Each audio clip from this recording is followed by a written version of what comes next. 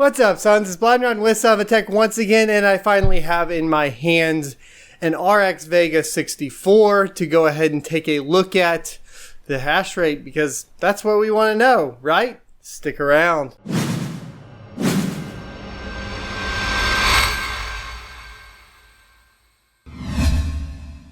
Alrighty, you guys have probably heard all the specs and the big hubbub around HBM2 memory, which is only manufactured by Samsung right now.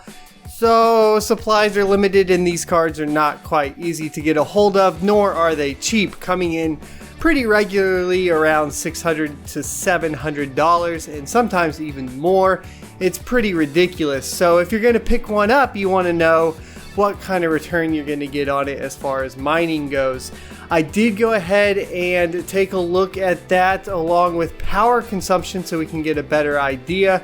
But first off, let's go ahead and take a look at the card itself. This is going to be the Sapphire version, and it's going to be just the basic black edition. So we have the reference style cooler, and we have the basic input outputs with 3 HDMI 2.0B and 1 DisplayPort 1.4 port. It has 2 PCI 8-pin powers, and yeah, that's going to be pulling a ton of wattage. At least I expected that.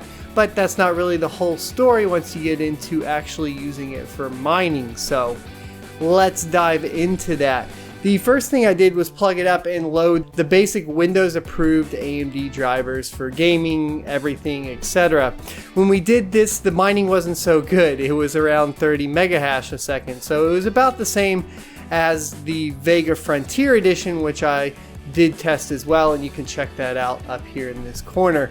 So once we kind of determined that, we knew that we had the blockchain drivers. We'd been hearing the rumors, 43 mega hash and 130 watts, like some craziness, right? So I had to get on that. Went ahead and downloaded the latest blockchain drivers and got to work. I tried initially just straight up copying the Reddit post for the 43 mega hash a second, and that didn't work. That was a bad idea. So after a few blue screens and crashes and driver crashes, we went ahead and just started my normal overclocking testing method, which is essentially bump up in a very fluid manner and slow, take it slow, knock it up 10 megahertz, test, knock it up 10 megahertz, test. If it fails, knock voltage up, etc., etc. But our ultimate goal was to get the best hash rate with the lowest power consumption. So I wasn't really looking at upping any sort of voltages, especially since this card was already at times when I was testing gaming pushing close to like 700 watts total, which comes out to 500, and it was ridiculous. It was ridiculous while gaming, but of course my procs overclocked, etc., etc.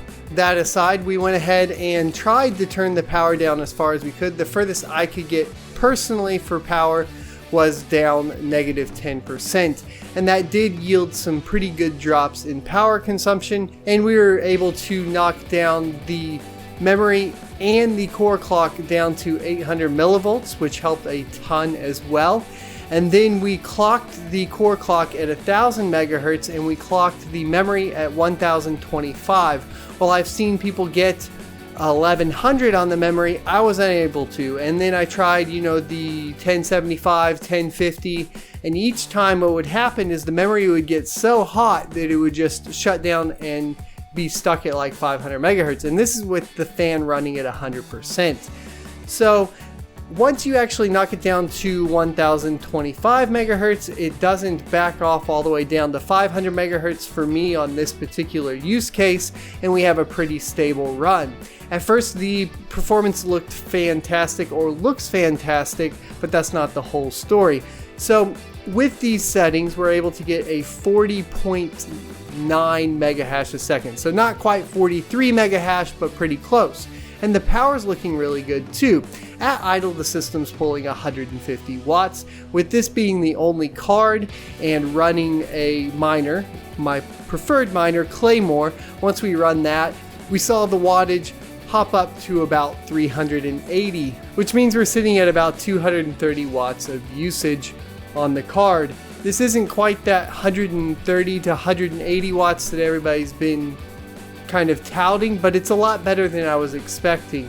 I do wish I could tweak it a little bit more, but the voltage is all the way down on both the memory as well as the core clock, and there's not much more I can do. The only other note here is that after some time, depending on temperatures, ambient room temperature, maybe how well the TIM came from the factory on the memory, I am knocking down to about 38 mega hash and even dipping down to about 36 mega hash a second pretty regularly. So it's definitely not a consistent 40 mega hash a second, unlike a lot of the other cards that I've tested where whatever that rate is that I achieve, I usually maintain quite well. I did try to counteract this by knocking the memory down to stock, etc, etc, and even then it would start out at like 36 mega hash a second and then drop down to like 32 mega hash a second. So there's definitely some instability going on with my card in particular. I'm curious if you guys are experiencing the same thing again, so once again for that, leave some comments in the comment section below. Hope you guys enjoyed the video. Be sure to like, comment, and subscribe down below, and I will see you next Tuesday.